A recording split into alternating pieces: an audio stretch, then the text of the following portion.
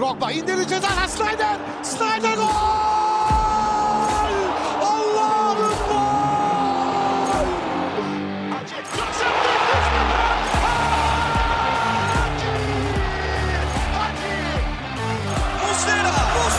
Muslera!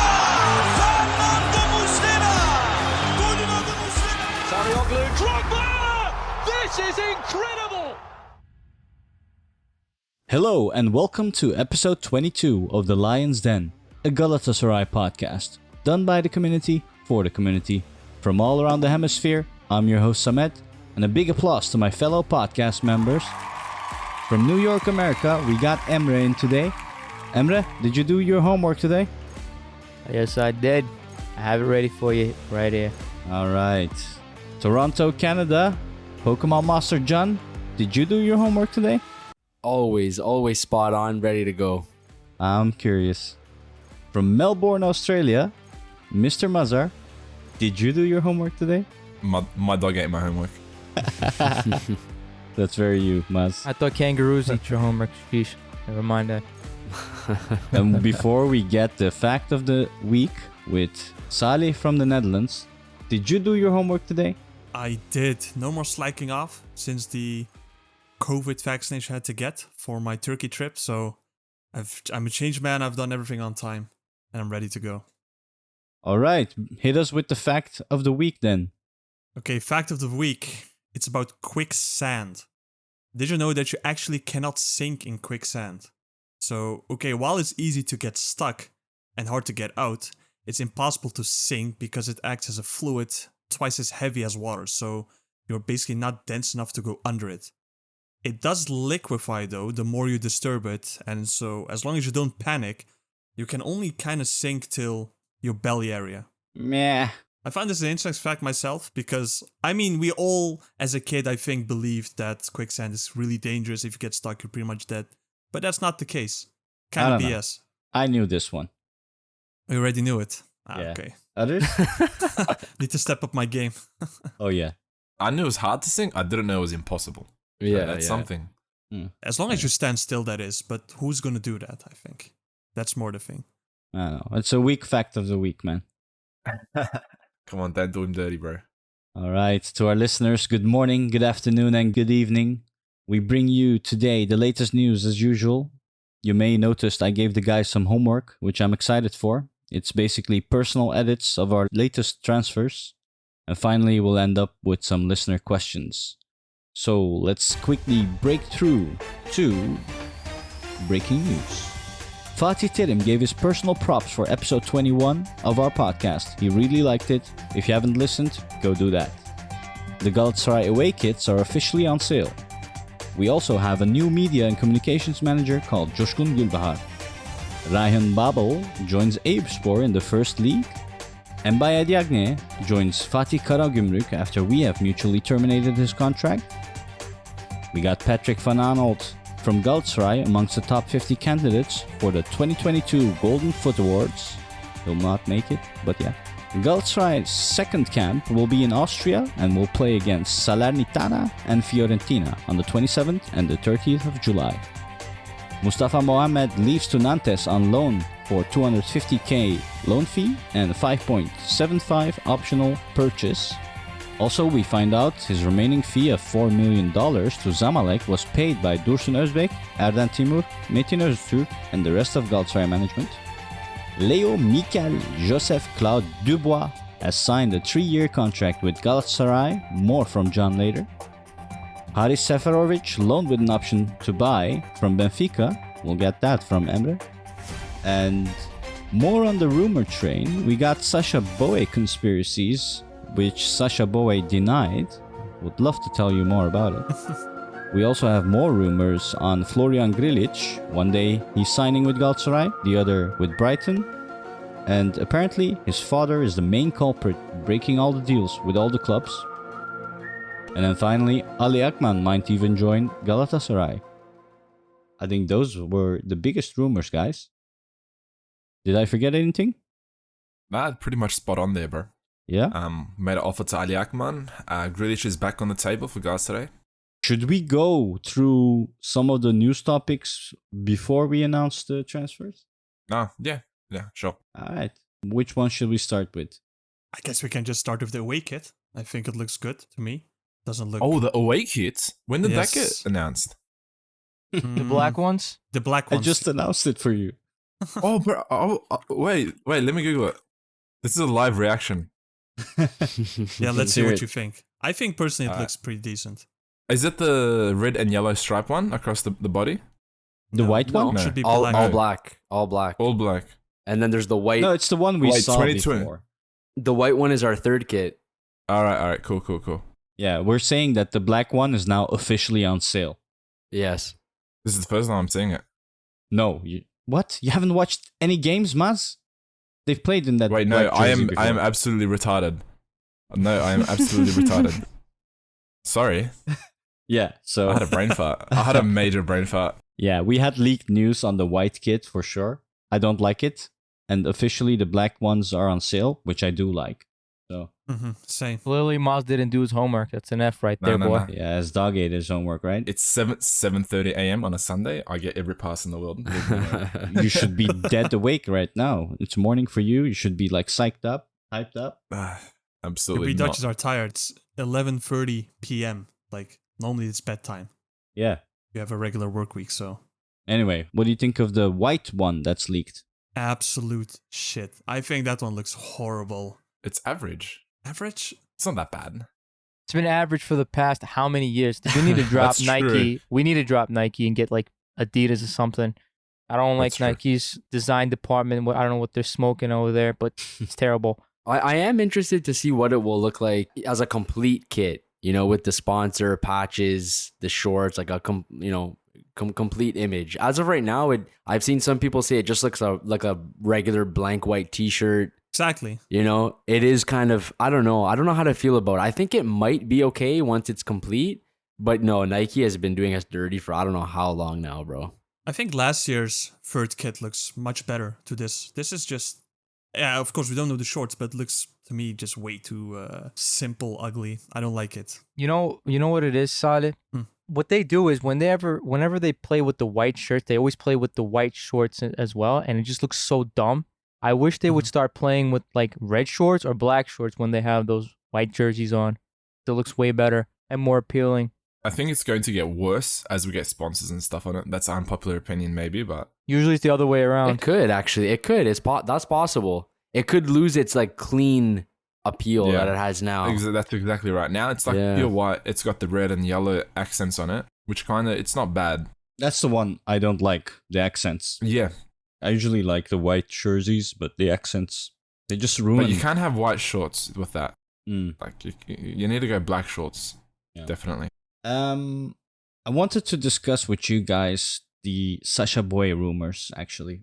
So apparently there was a guy on Twitter posting a whole flood of tweets regarding why and what happened to Sacha Boey. He notes down mainly that everyone was shocked about it, which is true. And he says that Sacha Boey came to Gala, did great for just €1 million, amazing player. And apparently someone at a certain club looked at him and said, what the hell is this? Look at the money we're spending on transfers and look at what they got for just €1 million. And Fatih Terim having him made him pissed. So then he called his management company, this club president, and said, hey, this won't work like this. Look at what you gave me. Look at what they got. And the company, the agency, didn't want to lose the biggest client. So they decided to do something nice for this person. And they signed a management contract with Boey. They're saying it's Rogon. And basically at week 8, where Fatih Terim also had an announcement, I think it was after the Randers game, where Fatih Terim said, there are moments when the player who you sign a 5-year contract with, and then the next moment he comes and says, I don't want to play here anymore. And this person is saying that this was due to this club president and the management company being pissed off and wanting payback.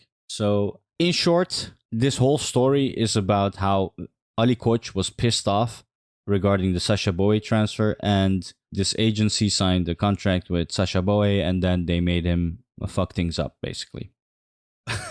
Which is hilarious. And there are some truth here and there to the story, which makes it believable. And at the moment, we still don't know what happened to Sacha Boey. He did reply to it and said, please be careful with the fake news. Some people should be tired of lying so much about people's lives. And we had some discussions about this. Turkey is a weird place, man. A lot of things are very believable lately. So unless Sacha Boey really comes out and explains himself what's wrong with him, I can see some truth to it. I don't know what you guys think. I think it's pretty obvious what I think. I agree with what Sacha Boey said. Some people just lie too much and they lie through their teeth and they lie for Twitter likes. It's one of the more believable floods I've seen in recently because he actually uses some truths to support his claims, but it doesn't seem too far-fetched either, if I'm to be honest. But I don't believe it. I don't really believe it. Yeah, true or not, it's a damn well-written story. yeah, it's a great story, but I'm just gonna call it that. It's a story. Yeah. I don't know. What did you think, Emre? Well, I think I'm on the boat with Maz. How is it our fault that we got a good deal on Sacha Boey? How is it our fault? Shouldn't the manager be at fault or the team that sold him to us be at fault? How is it our fault? Why are we being punished for this? You know, like I'm trying to think it from both ways. Doesn't make sense. And I don't know, maybe it's has nothing to do with that. It could be, like you said, a conspiracy. I don't know if you guys saw, but Sacha Boey also left a picture with Fatih Terim, or he liked the picture of Fatih Terim not too long ago on Instagram. So I think a lot of it does have to do with, Fatih Terim leaving and nothing with this manager or his what was it? The agency. Management. The agency, team, the management basically. agency. Yeah. I don't think it has anything to do with that. It just seems too much. And how is Ali Koç their biggest customer? Like, what players have they given him? I don't know. Did we actually look into that too? The management agency that Sacha Boey signed with, called Rogon, has like shit ton of Fenerbahce players. So I guess there's truth to that they're very well befriended with Ali Koç. And well, I don't know what's going on currently, but when he was injured and got back and then got injured again, I said there's something weird going on. And this story kind of... Well, when he got back, Samet, who was in charge of the team when he got back? It was against Barcelona. It was Torrent. It was Torrent. Yeah. It wasn't Terim. Yeah. Is it possible that he just doesn't want to be with the club right now because Terim's not here? Well, I can get around that. Yeah, you can see like Marcao had a very good relationship with Terim as well, and Exactly. actually that makes decisions of players. He stayed, also, Marcao, on Fatih Terim's request. Because he wanted to leave prior, but he actually stayed. What do you think, Salih? What do I think?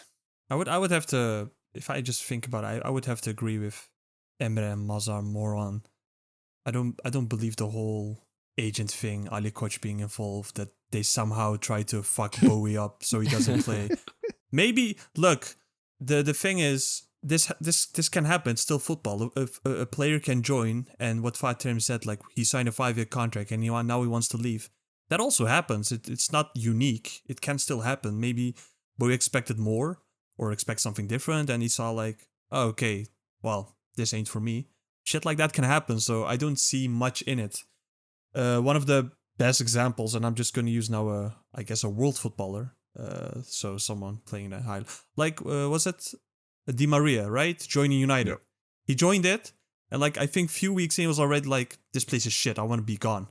Is that due to conspiracy theories or anything? No, he just didn't like it, and then he went off to Paris, right? Yeah, Paris. So Yeah, I think it's actually, more like that case. on that Frankie De Jong, De Jong. Yeah. he also said something like, "Yeah, Man United's just a shit organization, very badly I organized." think on Frankie, I think he just wants high wages. So he's basically he has the upper hand in this negotiation, right? But they said let's not delve too much into non-Ras, right? Yeah, let's ask John. There's definitely a lot of how should I say crookery going on right now. he said the word. Crooks United. I don't know how else to put it. I mean, and the thing is that when these stories come out, like Turkey is such a crazy place that literally anything could be true. Anything. So it doesn't matter how crazy the story is, how messed up it seems, it could be absolutely true, you know? So I don't know, it's hard to pick apart what's true and what's not true, but definitely, yeah, there's some crookery going on here, man. You for could sure. expect this kind of thing from Mali Kosher. He is like the type of person to do this kind of stuff. Oh, for as well. sure. I mean, in a world where religious cults basically own the government, everything is possible, right? Yeah. But yeah. Moving along, I wanted to bring up one thing which I'm really pissed off about. Mustafa Mohamed to Nantes. We get a loan fee of 250k and we give them an option for purchase of 5.75 million. I hope they're also paying his wages because this is just ridiculous. I don't see any benefit to us with this deal. Like, what? Momo is going to go there if he plays very bad. He comes back and we're still stuck with him and basically devaluing this player as well. And if he performs really well, Nantes will like, you know what? I'll buy him for 5.75 and I'll sell him for 10 to someone else. It doesn't make any sense, this deal. It's like we don't value our assets at all. It's ridiculous. I don't know what you think of this Momo deal, but... And now we're left with, no strikers almost. It's beyond the joke because it's not like he was crap since we got him.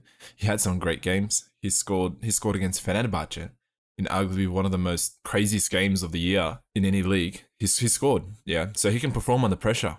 He's had some injuries. He's had some red card, whatever. Okay, he had some confidence issues. He also had no midfield behind him. And you're just going to do him dirty like that. Send him to Nantes, 250k, 5 million buyout option. It's disgusting. It's terrible business and it shows how little we value our players. Like, we don't know what we have. And then when they go to other teams, they get sold for much more money. We go, oh, how didn't we get that money? This is why. Mm-hmm. Did you see him This cry is why when he we're left? not getting it. Yeah, bro. It should break my heart. It's about like, it's...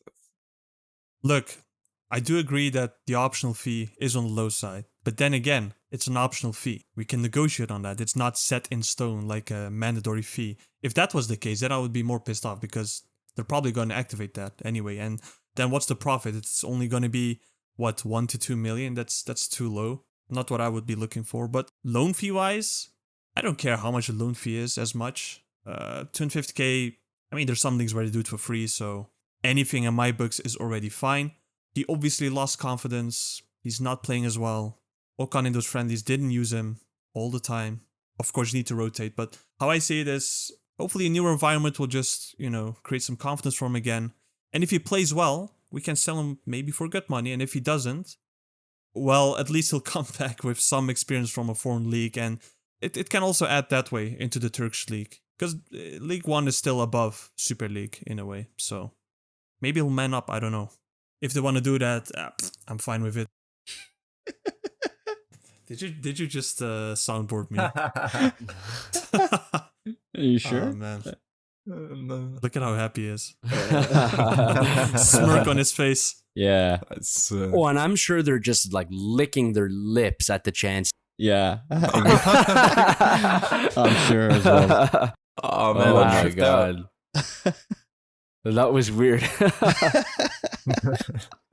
No, but honestly, guys, are you guys really upset about it? Because look, I have been trying to be a fan of him.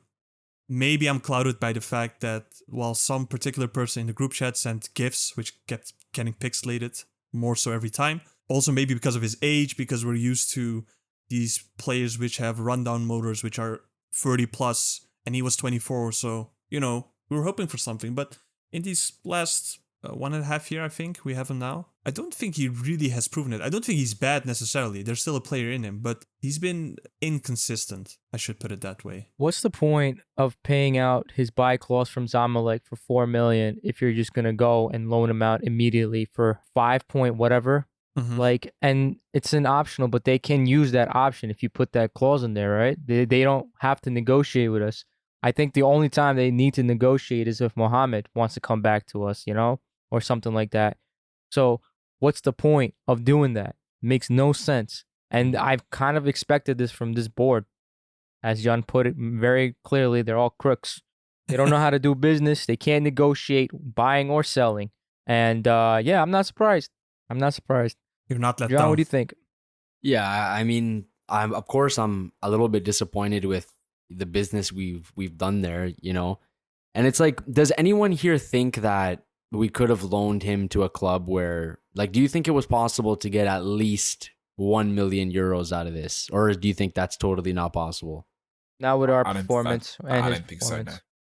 no. I don't know. Like, I was thinking about that, and it's like the loan fee for 250K. It's like, I'm not sure what to make of that. Like, I think the loan fee could have been a little more. I don't know how much we could have got. I'm not saying we, go from rags to riches or anything off loaning him, but it's just not that great business from us. Like, we haven't been doing any good business lately, but I'm not sure. I don't know how I feel about that. The only positive I can think is, if he can go there and if he can improve himself and gain some confidence, we all know he has goals in him.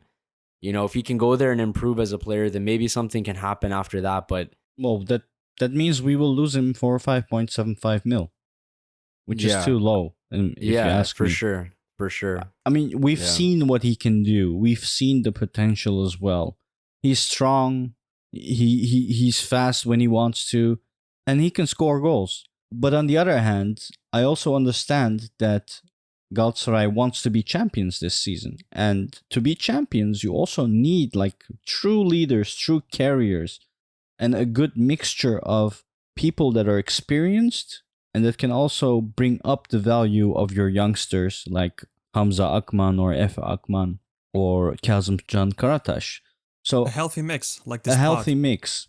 Exactly. A healthy mix of idiots and a healthy mix of true serious guys. When you hear Samet laughing like that, it's going on the soundboard, man. Whatever just came before he started laughing, it's going right onto the fucking soundboard. 100%. Well, you're giving me ideas. But he's gone now, so wish him the best of luck. Hopefully he'll perform well and he'll choose to come back to Galatasaray and we can negotiate some better deal.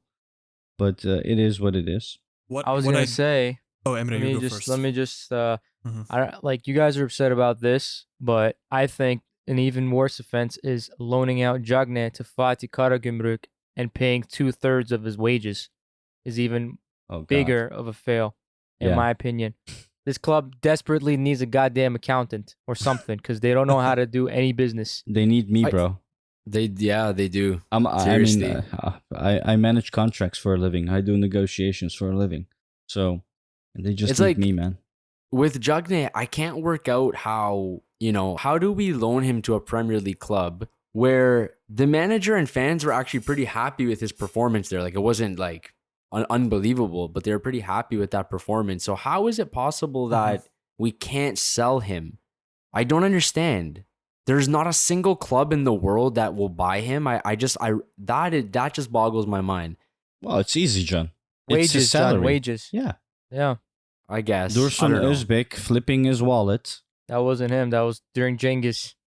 Oh yeah, that's true. That's true. With Abdurrahim ismini Albayrak. Abdurrahim. Or aynen Albayrak, aynen. I love Chauffeur. you, hocam. I won't be surprised if he bangs a few against us, like Yunus did last year. Yeah. No, I don't know, thinking of Cagne scoring. Bro, he's so clumsy, I don't know how he'll score.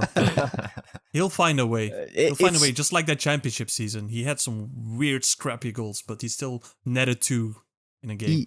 He's a weird player. Like on the pitch, he doesn't look like he's big and bulky, but when he walks and runs, he doesn't look like anything like a football player. He's so awkward.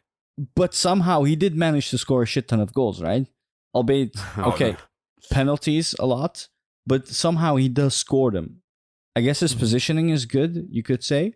But other than that, it doesn't make any sense how we paid so much money for this guy. Panic, but Panic, Yeah. pressure, Black magic. Financial fair panic. play. Yeah. Everything. Yeah. You wrap all that stuff up, put a bow on it, you get Cagne. So Yeah. Well, we no. speaking of players of ours going to other teams. Ryan Babel joined Eyüpspor, right? So there is a chance that we might meet them in a Turkish Cup game or something, which would be interesting. What do you guys think of that? I mean, we You're talked happy, about a right? mixture.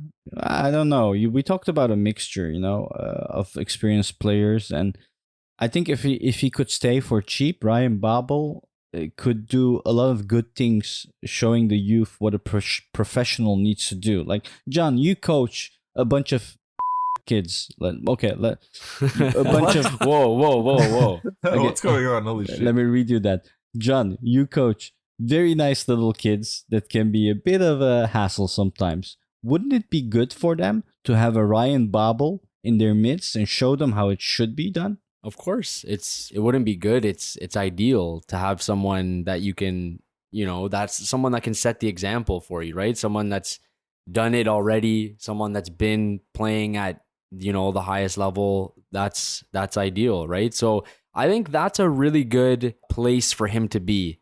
They're trying to come up. It's going to be a competitive space for him. And, they're not playing at the highest level, which obviously I think he's been with age a little bit on a decline, I guess. So I think it's a good spot for him. I'm excited to see what he's going to do there. And like you said, our paths might cross. And just like always, wouldn't be surprised if somehow he bangs one against us. So we'll see. But I think I'm happy for him. I think it was a good move for him. And I think he'll do really well there. I'm just very impressed with Babel, how he maintains his body. Like, he's one of those my body is a temple guys. Always does extra trainings and stuff like. Okay, it doesn't translate in goals. At least it didn't when he was with us. But I'm sure Eyüpspor will have a good amount of goals from him, the first league. All right. Maybe a very short story on Florian Grilic. We discussed a bit. Oh, man. Yeah, we really wanted and needed a CDM. And we had news about Florian Grilic going to Fiorentina, but his father came in and last minute asked for more money, which broke the deal. This is confirmed through several sources and books and stuff like that. And then we had rumors about him being close to Galatasaray. Basically, people were saying, we got him.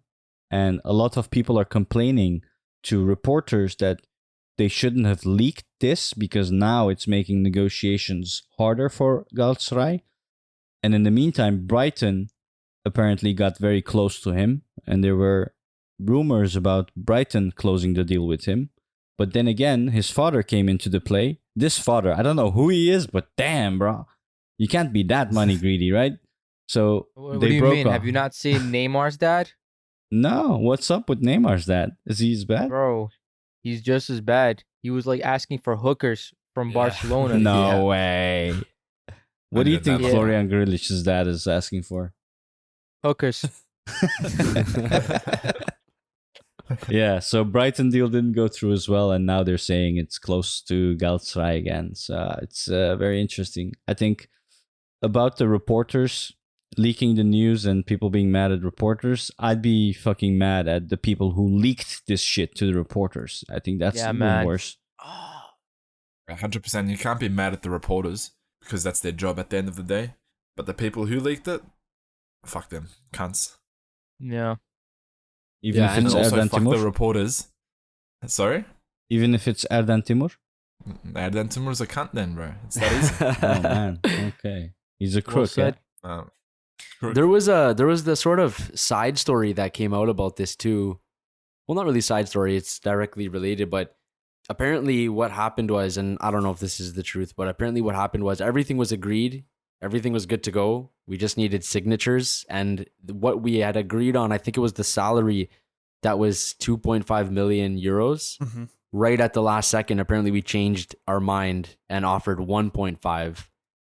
And then yeah, and then apparently that's when things, broke down, which I don't know how true that is. If that is true, then this is the number one crook board that has fucking that we've ever had. I don't even know what to say about that. Like, considering the state our club is in, especially in that position, you have, if it's true and we have the player fully fully on board, everything is agreed on, and then you change it last second right before the signatures, speechless, bro. Speechless if that's true.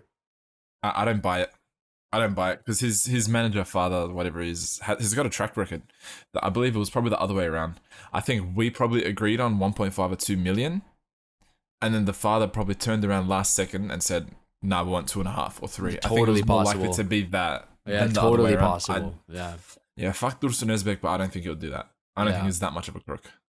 Well, since we're discussing rumors, One thing I left out was, and I keep leaving out because it's not sure at all, and it's high-profile names: Evander or Amine Harit. Amine Harit or Amina Harit?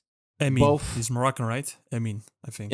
Oh yeah, that's how you pronounce. Yeah, you know your shit, Salih. Half Moroccan. Yeah. So I watched Evander with John and Emre a few days ago. Oh my God, what a Brazilian, bro. He's amazing. I'd love to have him. Yeah. As that's for super Amina exciting. Harit, they're saying he's a troubled kid, and I didn't see much in his skills videos. So And the fact that everyone, literally everyone, the second they look at him, pictures, videos, the second everyone looks at him, they just say, "Oh, this is just another Belhanda." The second, like the fact that we're thinking that, run the fuck away as far as you can possibly go. That would be such a tragedy if we signed him over Evander and then he came and ended up being another Belhanda. Yeah, that's tragic, bro. I don't know how else to put it. That's tragic. Crooks will be crooks. Yeah. The latest though with Evander is apparently talks are going really well, and apparently we're at advanced stages of the transfer now. I know that his club wanted at least 8 million. I think that's what the last bit of news suggested, and our offer is in that range as well. So unless something drastic happens, which I wouldn't be surprised considering how the rest of this transfer window has gone, especially with Grilic, we should, I think, be signing Evander. But there's reports for Harit and Evander, so we'll see what happens. But I think we're probably a little bit closer to Evander. That's so dumb, man. Signing both would be dumb business. nah, When I don't see us signing both, Emre. Nah, I know. no way. Our biggest problem is number 6, and they need to really just focus on that area. So I don't know. Yeah, What happened to all the wallet waving, touting, Crook, man. I'm going Try to bring telling this you much guys. money. He Try said that telling you also. guys, It's not bro. only him though. Adnan Timur is the same. He's like, yo, we're gonna come. We're gonna bring money. And we got sponsors, this, that, and this. And bro, you can't bring Grilic. Okay, I he mean- wants 3 million. Give him 3 million, bro. You need this guy. I mean, Emre, to be fair, Erdan Timur and his transfers have been clutch so far. If you look at the value of the players he brought in and what we paid for them, Bro, What value, Two- though? What do you two- mean value? 2 out of 3 of those players nobody wants. Okay, like it's not like a miracle transfer. Okay, Sérgio That's Oliveira. true. Okay, maybe. All right, cool. That's a good transfer. But the other 2 is not that big in my book. yeah, well, Like Seferović is like, we'll get to him later, but okay, it's not that much of a big deal. mm, And that's Well. not your most like important position right now where you've struggled. Listen, Thailand is your CDM. Thailand. You have literally no backup for him. Okay, so you need to start dropping that money. I touch Kara, bro. God, Just end me now, Salih. Hand me the rope. Don't you ever bring that guy up again, bro. yeah, man. I wonder what's We going to don't say happen that to him. name. Honestly. Who They say. cares? Is my question. Mm. No, but what Emre says is it's true. We really need a 6. Mhm. We can't rely on Thailand. We honestly can't. Yeah. Grilic. But I don't know. I don't think it'll happen. That's just what my gut feeling says. I think No, we'll but get sorry, someone what I'm else. saying is where's the money that they promised? They were like, oh, we're coming with, 30 million in pocket, like Casa Kolali. Where is this money? I'm not seeing this money. It's typical political talk. Like, yeah. Unbelievable. maybe it's a good thing we're not hearing any names for the midfield positions, especially CDM. Maybe that's a good thing, and maybe we are on to some very good names, and we're waiting for the bombs to drop. You Well, don't maybe know. But who have we Mm. signed without us knowing beforehand? Yeah. We already knew who was gonna come, and then a few days later or a week later, oh look, like Mm. who was it? I remember Jetson was like last minute. No one knew. He's just like, oh, we have Jetson now. Mhm. Remember him when he first was announced? We're like, who the hell is this guy? I remember that happened with Lamina. Lamina literally Yeah. showed up at the airport, and everyone's like, "What the fuck? What's he doing here?" And they're like, "Oh, he's here. He's here to sign for Galatasaray." It was what the fuck? I've never seen that before. Yeah, I'd be happy with such a profile at the last minute. Lamina was like being rumored with us as of late too, like potential. I saw that. Yeah. Yeah, Nice Yeah, dropped him off. He hasn't been injured, which is pretty funny because he was non-stop injured at Galatasaray. Mm. He's been doing okay since he left.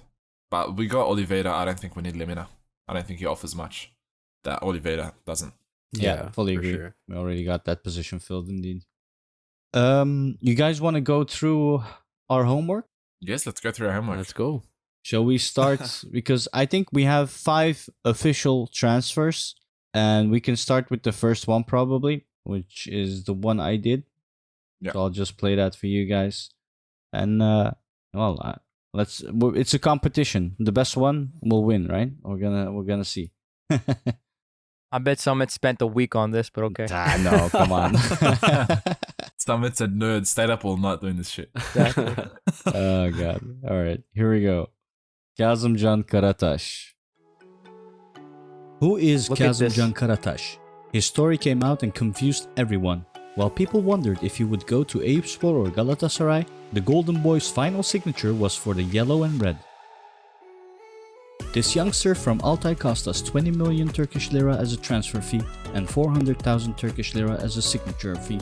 The young blonde signed a 5-year contract with a wage average of 7.6 million Turkish liras. Born January 2003 to this world in Izmir, Kazımcan Karataş started playing football for a team with historic roots called Altay. At the time, Altay were having it difficult with their own struggles. However, Kazımcan drew a lot of attention within the midst of their golden generation of youth players. In the season of 2016-2017, in the First League of Turkey, Kazımcan Karataş started his career and played in many different positions. His first match at age 17 was against Ümraniyespor. Thanks to his physical and technical capabilities, he played 7 games in the 1920 and 2021 season for Altay. It's important to note he played 3 times as a striker and 2 times as a right-wing player. 17-year-old Kazımcan Karataş was very skilled in the offensive plays. After 18 years, Altay was promoted to the Super League again in the 22-23 season. Kazımcan played 23 full games as a left back. 1.82 centimeters tall and very good with his left foot, this alone was a good reason for Galatasaray wanting him. So why did Okan Buruk want the Kazımcan transfer to happen? First of all, his physical and technical capabilities are noticeable and undeniable. Add to that, the fact he is still 19 years old shows he has a lot of room for growth. His passing and dribbling shows he has a good training from his academy. We can also add that his offensive actions help in many different situations as he overtakes opponents in almost any position. Okan Buruk, who thinks of playing a high-pressure and fast-paced game, will utilize his skill very well. The first alternative on left-back position, Patrick van Aanholt, had an increasing performance the last season's second half, and Ömer Bayram, thought to be his backup, hasn't been fulfilling at all. Kazımcan will be an excellent backup this season, being rated higher than Ömer Bayram. With that, he also has the potential to steal the spot away from Patrick van Aanholt. Having played as a striker and winger for most of his career, when we look at his defensive abilities, we cannot say that it's as strong as his offensive game. However, last season Kazımcan had really taken the defensive play to heart with Altay and has been very successful with a lot of counter-attacks.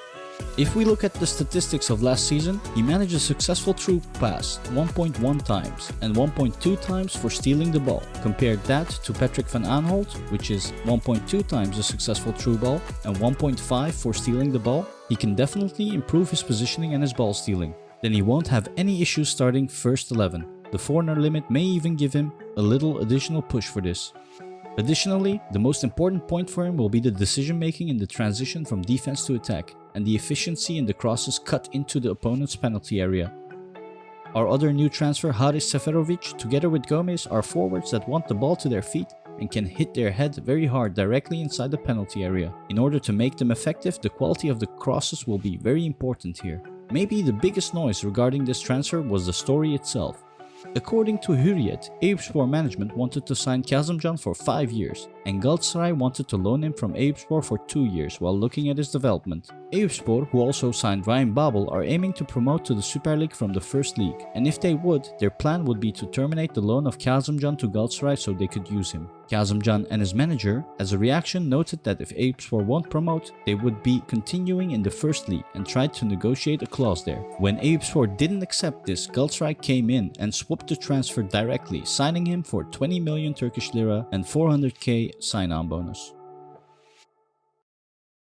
All right. Thank you. Did he just applaud himself? You know what? I really have to say that was very good, but I think that was the biggest like try hard moment I've ever witnessed, bro. I swear, bro. Hands down. What are you trying to prove, bro? It's just us here. Bro. It's like there's no teacher, there's no grades, bro. Just a good podcast, you know? It's like just some good information. Jesus But- Christ. Honestly, when I was looking into this guy, we're finally getting rid of Ömer Bayram, is all I thought. 19 years Are we old. getting rid of him though? I mean, I'm sure that he's not going to play over Kazımcan. Hope not. Surely Kazımcan is better. Like, surely, bro. Yeah. The only thing I'm worried about is the defensive capabilities. His attack, I'm not worried about. We've seen him in the friendlies as well, which looked very good. It's just the defensive capabilities and, about how the opponents actually utilize that wing there. So we'll see. That's true. Like, Ömer Bayram is miles better defensively. No, Like that's what I'm Kazımcan. saying. He's already is sucking so hard, so it shouldn't be an issue for Kazımcan. And the story about Eyüpspor was fucking weird, dude. Just the weirdest things I've heard. And this is why I believe any kind of weird conspiracy from Turkey, because look at what kind of weird deals are being made. All right, who should we do next, guys? I guess chronologically speaking, Abdülkerim would be next. That's true. And who did Abdülkerim? That would be me. All right, Salih, let's roll yours. Abdülkerim Bardakcı. Who is Abdülkerim Bardakcı? Many people have speculated about which Super League super team he would join. He has been one of the most talked about players after having one of his best seasons with the Anatolian Eagles. He has reached his peak and has been pursued by clubs such as Beşiktaş, Galatasaray and Fenerbahçe. Galatasaray were ultimately successful in obtaining his signature. He allegedly agreed with Beşiktaş before sitting down at the negotiation table with Fenerbahçe. Despite the annual fee agreements with the other clubs, he eventually agreed to join Galatasaray. 31 clubs have pursued and attempted to sign him because he's one of the league's best defenders. The young player, who was born in 1994, began his career at Fenerspor. This club is not related to the one in Istanbul because it's from Zonguldak. He stayed there until his 17th birthday when he moved to Konyaspor and signed his first professional contract. He primarily played left back and defensive midfield due to his strong left foot. From 2009 to 2016, he filled these roles before transitioning into a ball-playing defender. During the seasons, he was loaned out to Selçukluspor and Adana Demirspor, while remaining at Konyaspor. His last loan spell at Altay, before becoming a permanent first-level player at Konya, impressed bigger clubs in the Super League. Abdülkerim was supposed to sign for Altay, but he declined because he hoped to sign with a bigger club after that one great season in 2019-2020. Unfortunately, it didn't go as planned, as bigger clubs in the Super League still had doubts about Abdülkerim despite his performance in the second division. The problem was he hasn't proved himself in the Super League. This appeared to be short-lived as Galatasaray attempted to sign him in 2021-2022, while the club was still managed by Fatih Terim. Burak Elmas, however, did not give Terim the green light. This is the first transfer crisis that erupted around Abdülkerim and the Elmas regime. Being the club's top player but not being able to find the club right away hurt him mentally, but it also gave him motivation to push harder and further. He had a fantastic season under İlhan Palut, and they finished third, which is impressive for an Anadolu club. Now the question is, what makes Abdülkerim so unique? He's a left-footed player with excellent vertical ball movement. Vertical football is a little more direct. It consists of direct, penetrating passes with the aim of breaking the lines of defense, and it's not to be confused with a route 1 approach. So this isn't getting the keeper or centre back to hoover it long, and it also does not mean that he prefers longer balls but more vertical passes.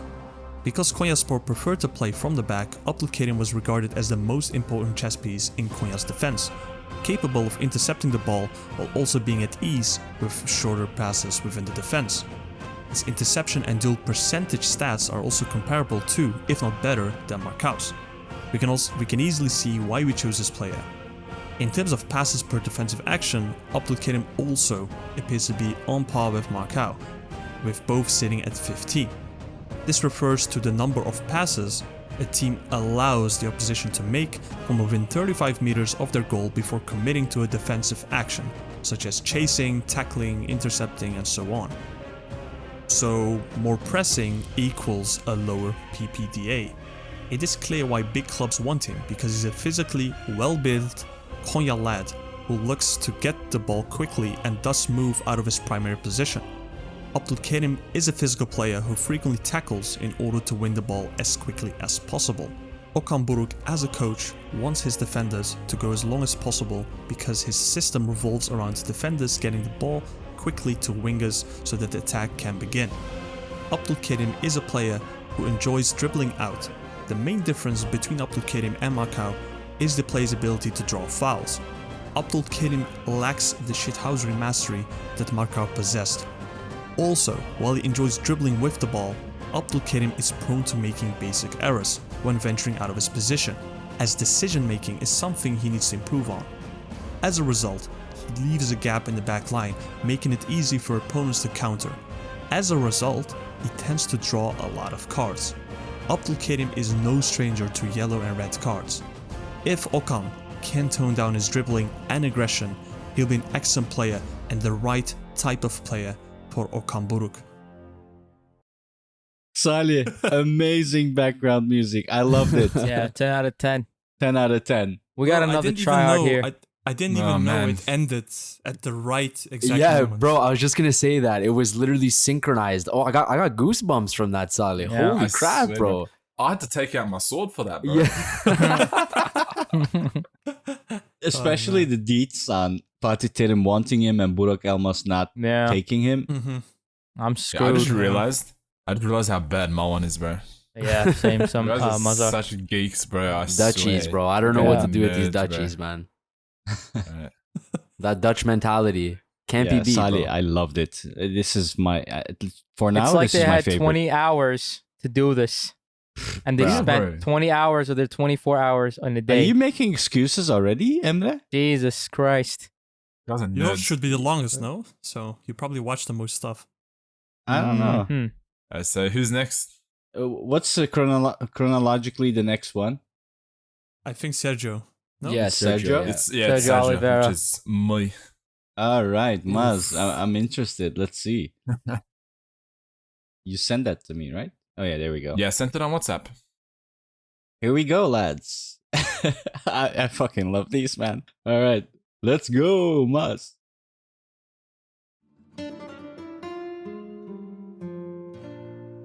Galatasaray has officially found its Selçuk Inan in the city of Porto. I'll be going through how he will be fitting into our team, as well as some statistics and some of the traits that I believe can be utilized. Born in 1992 in Portugal, FC Porto picked up Oliveira at the age of 10. He played for Porto every year, becoming the youngest ever player to play for the first team at the tender age of 17. During his time at Porto, he was sent on loan at many different clubs, such as Beira-Mar, Mechelen and Penafiel. Pacos Ferreira picked up Oliveira when he became a free agent in 2013. Porto couldn't stand the thought of being apart from him, soon buying him back for 1.5 million euros in 2015. Even though he showed great improvement, he was once again sent out on loans at Nantes and PAOK. On his return to Porto in the 2019-2020 season, he played 35 games, scoring 5 goals and assisting on 5 occasions. The season after, being the 2020-2021 season, he remained in the first team, earning the captain's armband. He also scored 20 goals and assisted 7 times in 47 games. Finally, he was sent out to AS Roma on loan for 6 months as requested by Jose Mourinho. Oliveira is great at passing. He also contributes a lot to counterattacks, effectively using over-the-top through balls and the long balls to switch the play. He makes his presence known through his great technique. He's able to hold the ball well while not giving up possession and also make space in the final third. He can be best described as an attacking number 8. Definitely not a number 6 or a pure box-to-box player. Okan Buruk will be definitely utilizing his long balls and his superior decision making to pick apart our opponents in the final third. Having said all this, his defensive ability is questionable and cannot be left alone in the defense. He needs someone with a much more defensive playstyle to support him, or this could lead to him getting exposed. I have mentioned that he reminds me of prime Selçuk. Selçuk had Melo right next to him. We need a Melo next to Oliveira to utilize him to his maximum potential. As some have noticed, his past is slightly concerning. He has just under 2 seasons of great football. Every other season was a loan spell, making it hard to judge his true capability or consistency. I do believe that he will be a great addition. He brings a lot to the table, a lot we didn't have last year. He definitely isn't the answer to all our problems, but definitely a major part of the solution. Damn, these are hardcore, Maz. Yeah, I'm screwed. Oh man. Oh my god. So good. So good. Bro, it's so funny how I think Samet still sounds the same, but Maz and me definitely sound different when recording. Yeah, you Maz guys- sounds a lot deeper. We're calling and my him the accent nerd. You changes. guys went hard yourselves. What? Bro, I woke up at like 6:30 a.m. and I just realized I didn't record it. So I'm like, hey, I gotta do this recording. I'm like half asleep. So that's like my full morning voice right there. I don't I wish know I who to sounded like pick, that. honestly. So good. So good. Salih had the best background music. No, I don't know, man. I don't know. We still Now have we 2 get more the to best go. one, I think. Nah, let's go. Let's go. All right. Next is I think Dubois did say Léo sign Dubois. before. that's right? from John, right? Dubois wasn't it Seferovic is. then Dubois? No, it's actually Seferovic. Yeah, true. Is it? Pardon. That's how I remember it. All right. That's you, Emre. Oh boy. All right. Let's Time for go. that Italian accent. Oof. Oof. The Gabagoo. Here is Seferovic. Haris Seferovic, born on February 22nd, 1992, in Cercy, Switzerland, to parents Hamza and Safika Seferovic. Although he was born in Switzerland, his family roots are derived elsewhere. His parents immigrated from Bosnia and Herzegovina to Switzerland in the 1980s, right before the international war that took place as a result of the breakup of the Socialist Federal Republic of Yugoslavia. At a very young age, Haris had an affinity for the ball, started playing football in his house as a kid. Sounds a lot like me. I wonder if he broke as many things and got as many ass whoopings. After many potential broken vases and tables, he started his career in 1999 playing for FC Cercy's youth team, and 5 years later he would sign for FC Luzern in the summer of 2004. 3 years later, after playing with FC Luzern, he was scouted by Grasshopper Club Zurich in 2009. Many will be familiar with this team as they're the ones that gave us the so-called Bosnian Messi, aka Izet Hajrovic. It wouldn't be long though, after Grasshoppers, that he would soon find himself in Italy among the ranks of Fiorentina in January 2010 for a transfer fee of 2.1 million euros. Though he signed with them, he would soon find himself playing for their youth team, and after 8 appearances and 0 goals, he would eventually be loaned back to the Swiss league with Neuchâtel Xamax in 2011. January 2012, Seferovic would find himself back in Italy again, playing for Lecce in Serie A. Seems like at this point he's been club hopping, as he does not seem to have made it stick anywhere, because soon after that he was sent to Novara of Serie B, where he would finally find himself as a starter and would net 10 goals and 6 assists in 18 games. Prior to this, he had 15 appearances for both Xamax and Lecce, but he would only net a total of 2 goals. After an uplift to his resume, he found himself on the road to the nation of Matadors and Bulls, Spain. On the 11th of July 2013, Haris signed with Real Sociedad on a 4-year contract for a transfer fee of 2 million euros. His tenure with Real Sociedad also went pretty sour for him, appearing in 39 games and only netting 3 goals. Many have described Haris as a player who is gifted with the ball but lacks the ability to finish the opportunities he does find himself in. After yet another rough patch for Haris, he signed with Eintracht Frankfurt, signing a 3-year contract on August 1st, 2014. His woes continued as he had 19 goals and 13 assists in 96 appearances, which was insufficient for a striker, and he would only net 4 goals in the season of 2015-2016 in the Bundesliga, where Frankfurt just barely managed to retain their position at the top flight after winning a playoff against FC Nuremberg, where Seferovic would score the winning goal to secure their position at the top flight. On June 2nd, 2017, Haris signed a 5-year deal with Portugal's Benfica. This is where Haris Seferovic would find himself. as in 187 games, he netted 74 goals and 24 assists in his Benfica career. His open play and contributions to the attack put him out there at the forefront. His 6'2" stature, or for everyone else not in the United States, 189-meter build made him well suited for hold-up play and the ability to distribute the ball at the same time, finding himself in positions for scoring aerial goals and such. This was a great time for Seferović. Starting out, he would be at the forefront of Benfica's attack, scoring 27 goals and finding 8 assists across all competitions. In 2019, he would earn himself the Bola de Prata, a Primeira Liga award for being the top scorer. This season was also the season that some may remember Benfica getting their first win in Turkey against Galatasaray, with Seferović scoring the winner. Unlucky for us. His success would soon come to a decline as his 2019-2020 season would see him with less action as his teammate Carlos Vinicius would be at the spotlight. Though a year after Vinicius being sold to Tottenham, Seferović would find himself at the forefront again. In the 2020-2021 season, Seferović would find the net 26 times with 7 assists across all competitions. His 2021-2022 season was severely limited as he would be finding himself in the infirmary with leg and muscle injuries. He would miss a total of 29 games for Benfica. And so here we are, Haris Seferović, 30-year-old striker, who would find himself in the land of tea and hyperinflation, Turkey. Seferović would go through 3 medical checks by Galatasaray's medical team to see if he's arriving injured or not. And to a lot of people's relief, he passed all the checks. I wonder what his biological age is.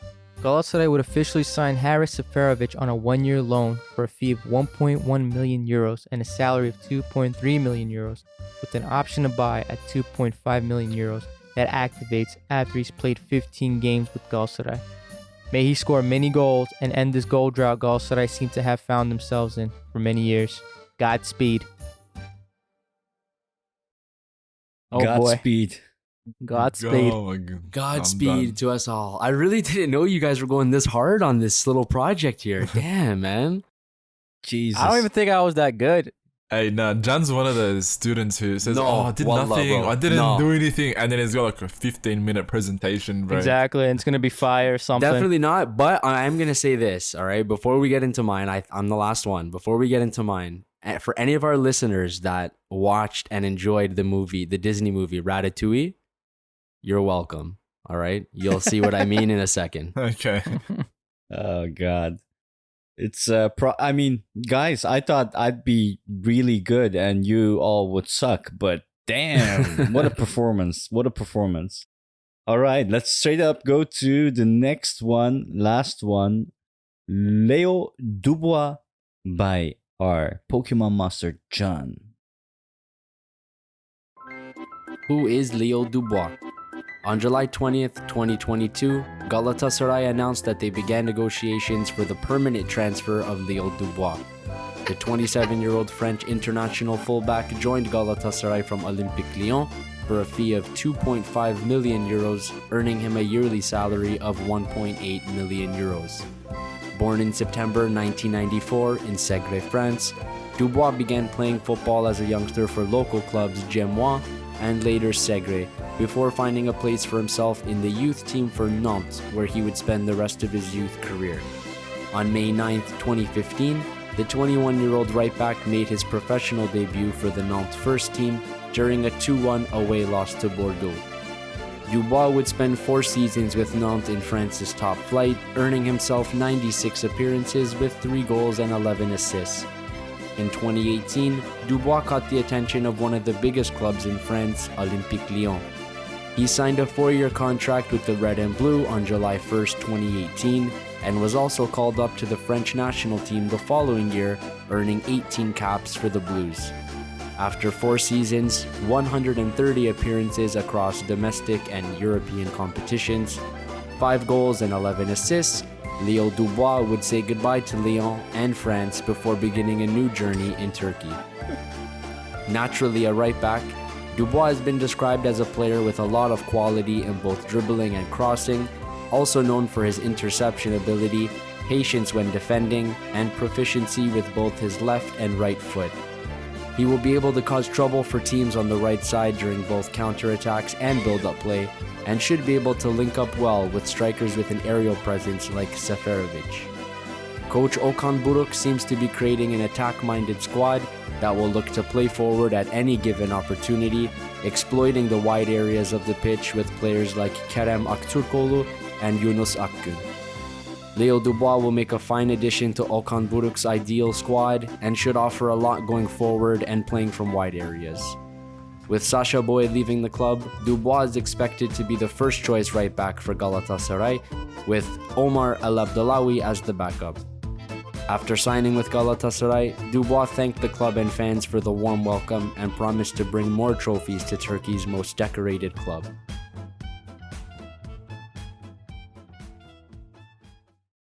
That French accent, though. I didn't know you lived in Quebec. I thought you were proper English, Whoa, mate. whoa. Let's not get it confused. You're French here, Canadian? I didn't know that. right? Yeah. God, no. No. You can't Olympique disrespect me Lyon. like this, please. Bordeaux.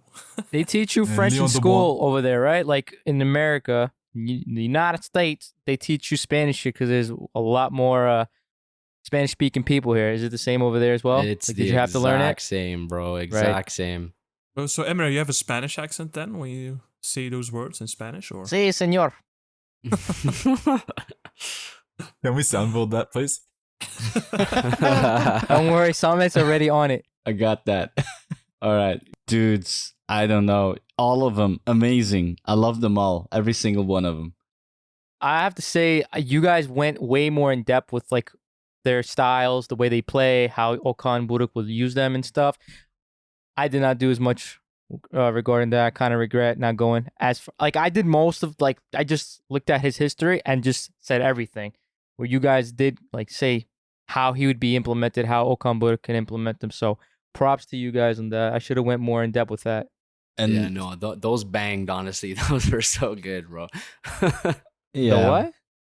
Well, we loved it. But for our listeners, if you like this type of stuff, just let us know. Give us a shout out at tweet us, DM us, and we'll try to do more of these. I actually enjoyed listening to all of these from you guys. And considering that we don't have much time left, should we do a question? Let's just take one question before we end it. are we not going to talk about the performance? I know it was a bit yawning, but, you know, the front friendly we had. I mean, I loved Mazhar's voice on his... Is that what you meant? No, I said... You meant the friendly. The friendly we played. We have more friendlies coming up. I think this we don't want to extend it too long, so Yeah, and to be honest, listeners, I mean, the friendly itself wasn't that special. I find it a pretty boring game compared to the other ones. It also ended 0-0, so yeah, it was Nothing too much much to to say analyze anyway. Aynen. exactly. Let's move on. Yeah, let's just take one last question before we move. This is a question sent by Mudis Atse via Twitter, and he says, I would like to hear your opinion on whether you think that this year there will be a last-minute transfer again, like Falcao or Asuncao. Because again, they didn't get any players, and then they will say that the fans put pressure on us. So we start again with Thailand on the 6th because no new transfers could prevail, or we got them in. So basically he's asking if we're going to panic transfer again, right? Essentially, yeah. Essentially, yeah. Mhm. And not if we are just waiting for the right type of player. So rather just fill it up with whatever we can find. Well, Like do you Gustavo. think we will have like last-minute transfers? Basically, the question. Surely we do. I don't We always think have we'll... it every year. Aynen. But the thing is that the way that things are going right now, I think that we can't, help but think that way. It's going to come right down to the wire. I mean, I think the league starts in a week and a half or something. So less than 2 weeks now. So it's like, we can't help but think we're probably going to start with Thailand, and then like a day before the window closes, we'll bring someone in, whether it will be whoever, players we want, like Grilic or whoever it is. As it stands right now, I don't think any of us would be surprised if that happened, right? Mm. The problem with the window is, like, we play on, indeed, like you say, in 1.5 weeks, but the window ends freaking first week of September. So we're gonna have 4 or 5 matches without any proper with Thailand, like you Right. said before. Right. So I wonder, would we do a last minute transfer as in before the season starts, or would it actually be like end of the window? Because that would be really worrying if we're gonna scrape those first 5 games. Well, considering Galatasaray, considering Turkey's economy and the money we have, I can imagine we will see last minute transfers. And why do I think that is because last minute is when you get them cheap deals, right? Because you still have the few players that are still looking for another team. You won't get the very best of the best, but you might get some very interesting players like that, like we did with Lemina at the time and Seri. And I think we will see that again. However, we are going to want to be champions. And Dursun Özbek, in his previous transfer eras, he has been pretty quick with signing the deals. Of course, for huge amounts of money, because that's how you get the deals done. But I don't know. We will see how it goes. I don't know. What do you think, Maz? I agree with John. I think we might make a... well, look, we will make a transfer, but whether it's Grealish or whether it's a random South American player we've never heard of, only time will tell. But I also do believe that we will see a couple of games in the start of the season where we'll be playing with Thailand at the 6, and possibly even Emre Akbaba at the 10. I don't think we'll finish Evander or Harit by the time the transfer window closes. And especially with transfers like Grealish, they're big names. It's hard to wrap them up because there's so many people interested. And his father doesn't make it easy for us to negotiate either. So I guess time will truly tell, but in true Galatasaray fashion, we definitely will be making a last minute transfer. Whether that's a panic transfer or whether that's a good transfer, can't say for sure. Can't say for sure yet. If I may ask a question on this question, in a way. Let's say you were the board, right? All 5 of us. Would you rather risk and wait till the last day to potentially get a very good guy, but also maybe get nothing? Or would you rather, let's say in a week, settle for someone who's a lot more average, but at least you'll have someone? Like, what would, in your mind, be ideal? You need to take 'Cause risks. personally, I wouldn't risk it. No. You only That's risk me. it with players you don't really need like right away. Like if you need a backup winger or something, and you see a really good option, then you'll grab him. But number 6, bro, we need that that position, and you never know. Anything can happen last day. So I'd rather take it with insurance that we have a 6 than not. I'm going to play devil's advocate. Define average as a number 6. What's an average number 6? Is it just a number 6 that just defends and doesn't do anything else? Because I wouldn't consider that average. Number 6 I consider needs to Polgar average. So would you want a Polgar last day? No. We You're not won't going to be become- champions with that. We so. won't be. We won't be champions. Yeah, we won't be champions exactly. that way. That's what I'm saying. Exactly. If you're happy with mediocrity, then take the safer option. But when you're playing for the championship, you can't settle for average plays. You need good plays. Your number 6 needs to be an anchor, needs to distribute the ball, needs to be able to do long balls, needs to have vision, needs to be calm. Like this is the traits a number 6 needs to have. And I feel like an average player won't give you those.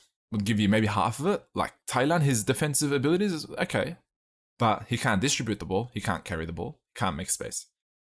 So I disagree. He can distribute the ball, but really, you think he can distribute the oh ball? yeah, that's probably one of his best. Trabzon sport game. skills. Don't you When remember he's that? not distributing it to the other team, yeah, sure. Yeah, look. He does have glimpses of glory with his distributing, but he also makes big mistakes. Like who did he give the ball straight to? It was in the Trabzon game, Yes. wasn't it? Yeah. Like, he didn't even Yes. look around and see if He anyone was didn't. pressing him. Yeah, he just Like- went for it. I don't know. Maybe disagree. he'll performance gets up with all the long-haired dudes we got in the team now. Oh, hopefully. I loved Hopefully, Thailand the season yeah. before. Yeah. Thailand was my favorite player this season before. Are they gonna get the green link summit on FIFA like you were talking about last time? Yeah. Now With that the we long have, hair, they long get the hairs, green link, right? For sure, super green, bro, super green. Yeah. But Thailand needs a beard as well. He needs to grow his beard, or else it won't work. Oh yeah, yeah. He'll get a yellow link if he doesn't have a beard. I can't imagine Thailand with a beard now. Oh my god, that would look so weird. That's when he becomes I a think man. he'll suit him. Yeah. All right. Any closing comments? As a wise man once said about 10 minutes ago, Godspeed. Godspeed, everyone. Godspeed. So nothing ever ends until we say so. Thank you, Fatih Tries to be Terim, a for that. perfect time. And to everyone listening, thank you for listening to us. You can always contact us. As always, let us know how you liked the episode. Let us know what we should do better or what not. And we wish you a very pleasant day. Peace. All right. Bye bye. Peace. I